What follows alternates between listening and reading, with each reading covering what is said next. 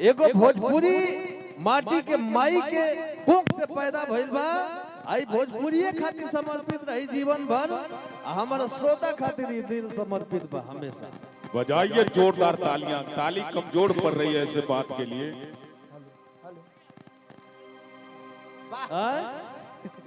हम ज्यादा समय ना ले। अब हो सकता कि गावत बजावत घरी हमरा से कोनो गलती या त्रुटि हो जाओ तो भैया माफ करिए।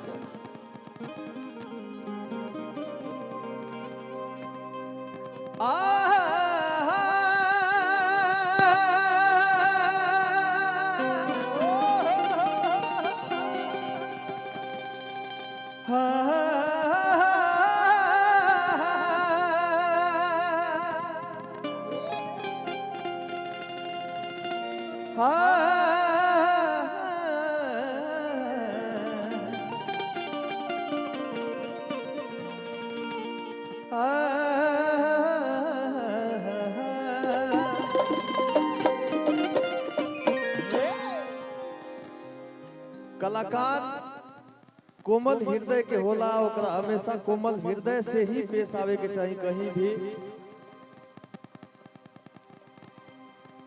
काहे से कि जवन दाढ़ी झुकल रहेले ऊपर ढेर फल रहेला। तो हमनी के कलाकार हैं, या छोट मोट कलाकार हैं। अभी हमरा गावे बजावे ना आवेला। कोनो गलती होई तो माफ करब सब। कहल बा कि केहू अपने से जरे तो जल जाए तो, दूध पियला से मरे तो मर जाए तो, और जब बिगड़ी बनावे से ना बने भाई हो तो ओकरो से निमन बा बिगड़ जाए तो। जब वो देगा तो सिक्का उछाल कर देगा, देने वाला देगा तो कुछ कमाल कर देगा। आज के इस महफिल में दिल से मांग लो मेरे दोस्त, ये विजय चौहान अपना कलेजा निकाल कर देगा।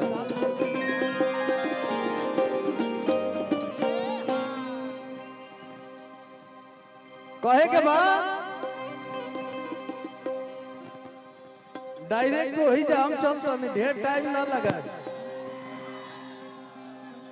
कि निशाना लगवले चौहदिए के पानी।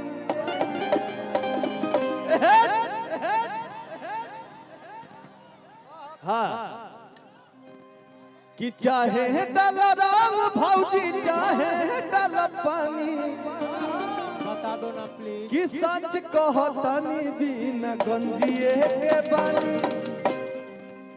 गंजी का डल्ले रहलू रंग तो भीज गई रहे तो पसार देले बनी। बता दो ना काजी हर चीज गरिमा में होके के चाहिए। बोलू भैया सादर प्रणाम रुआ के।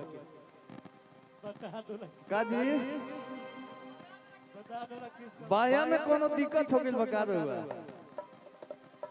चली कहे के बाद कि केहू सुख डालता केहू गिल डालता।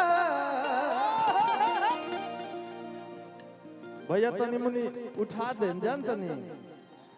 हम 4-5 दिन से खोखता दिए। हमर बहुत ट्रॉन्सिल्स बढ़ गइल बा। आवाज लागता कि केहू सुख डालता केहू गिल डालता। सीधा होलिये से स्टार्ट होके रउआ आ जाए चाहे केहू के भेज दी महाराज। तनी हमरो सहायता करी लो। आय हाय हाय भैया के सादर प्रणाम। दिवाकर भैया की तरफ से ढेर सारा पुरस्कार। हजार बार प्रणाम आशीर्वाद के कामना।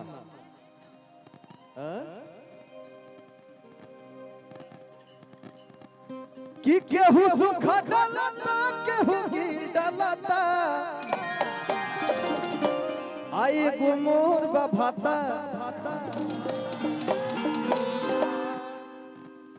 एगो मोर भाता कि मोबिल डालता। गोलू भैया स्टार्ट कर जाना। ढेर टाइम ना ले 5 मिनट। कि केहू सुख डालता केहू गिल डालता। केहू सुख डालता केहू गिल डालता। बाप रे बाप बुझाता कि जिम करो तरी होता था।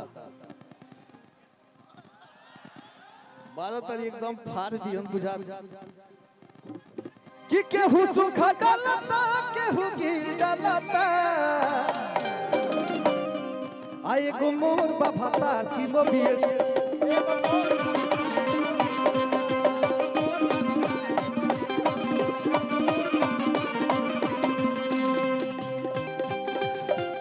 भैया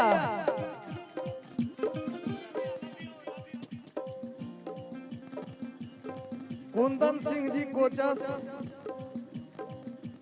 रवि भैया के जीजा है तो हमनियों के हिते भाई निका जी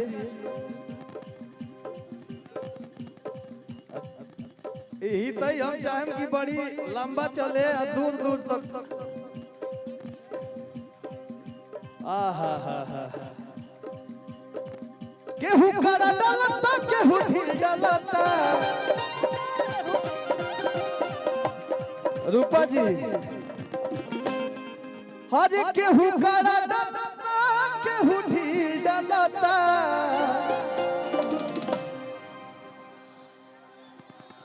हरे एक मोर बाभातर की मोबिल डलता अरे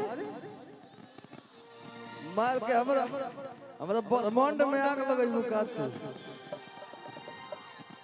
तो एगो मोर बाभातर की मोबिल